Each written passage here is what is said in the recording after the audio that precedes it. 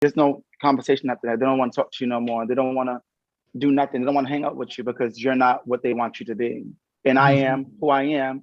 Even if I am a bottom, it should still be some kind of friendship and we can network and work together. But some folks don't take it like that. You sit up over there and say that you're a bottom, that's it. They don't want nothing to do with you because they can't get what they want from you because you're not the top. So I mean, that's from my experience, listening to people, my own experience I have went through before. So because some folks they have a good conversation, and then when the time comes down to it, me, I don't like to waste my time. I tell you right up front and center, like I'm a bottom, I'm from Rhode Island, da da da da da. You know, I'll give them the opportunity if they want to continue to talk, even if they are a bottom, I don't mind being their friends. But I still leave that door open. Like if I'm in their state, we can go out for drinks and have mimosas and things like that. But as soon as you say that you are a bottom, I don't know what that's all about. Like, you know, but then again, some folks, when it comes down to dating, they want to know like what's what right then and there. I feel the same way too, as well. So I'm always like very straightforward, cut and direct with it. Well, you know, it's good that you're actually open and honest about that. You know, a lot of times we did a little bit of research where we saw that a lot of fathers, we talked to a lot of older gentlemen about their sons being gay, not necessarily just Black men. We talked to just a few different gentlemen, and most men, even if they were okay with their son being gay, they didn't want them to be the bottom.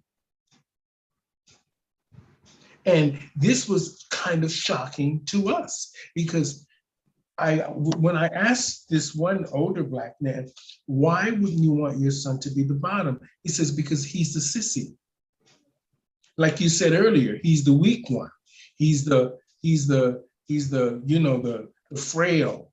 And Black men are supposed to be looked at as strong and dominant. Now, a quick question. How do Black women see you? You know, because sometimes Black men, even on that are bottoms, can sometimes, and you know, in our community, we call them sissified, or they're very feminine and all this stuff. How do Black women see you? Do they just think, what do they think of you when they see you and they see you maybe having bigger hips or a bigger butt and all these, and you know, kind of, you know, Seshan and, you know, Shantan and all that stuff. What do you think they think? Well, seeing that I'm in the spotlight all the time, I deal with a lot of women of color, actually.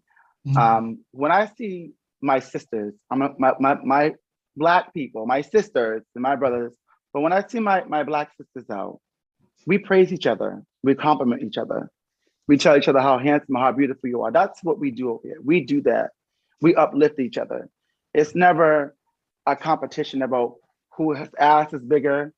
Shit, I'm sorry. But, you know, that's how we work around these parts of us. I can't speak for everywhere else, yeah, but I know like here, like we compliment each other. Like we praise each other. We try our best to work with each other.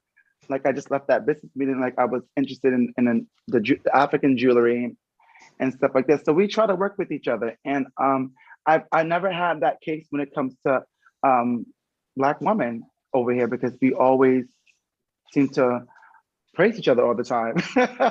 So now Now, a quick question.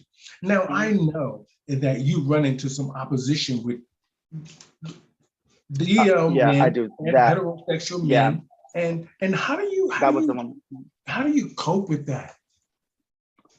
You know, I'm so glad you asked that question. It's a very important question, actually. I want to say if it was like 5 years ago, I probably would be cussing them out and saying all kind of nasty things to them.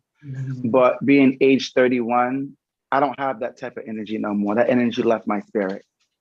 However, I had gotten to an altercation with somebody online about Little Nas X. And, you know, I was commenting, the person was being nasty to me. And then, you know what I said to him? I said, I love you and you have a great night. Hashtag love wins. And when I tell you, when I wrote that, this man came back and inboxed me a very respectful note. And he said, we need more people like you. So we don't have to always reply back to a negative. We can always give a positive to a negative and turn that negative into a positive, like I just did. We need more of that. And that's exactly what I did. Wonderful. So Now, that's wonderful. Now, let me just ask you, now, since you mentioned it earlier, what do you think about all of this Little Nas X controversy? I must say um, that Little Nas X is doing a wonderful job when it comes to marketing.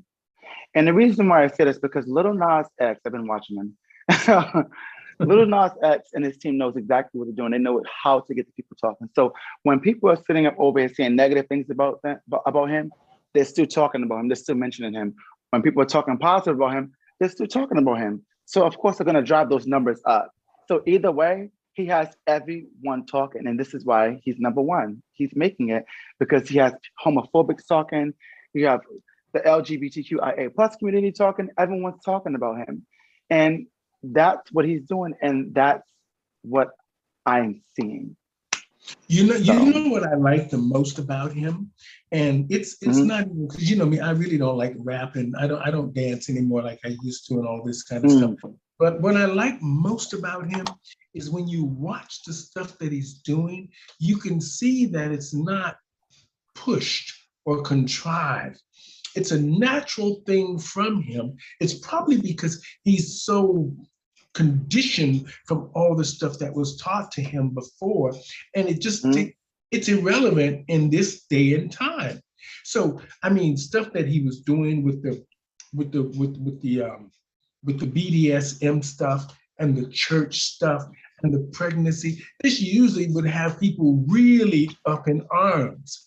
But yeah, but for some reason, it didn't get that boom that I thought it would get. mm, So that means that somewhere along the line, we are communicating and understanding, but still there's that opposition because of either the Bible or our backgrounds or where we're from. I mean, you're a young person, so I mean, I'm 60 years old, so it's your turn now. So I'm glad that it's coming from a young person about what is happening today. Now, I want to ask this question because I think it's important.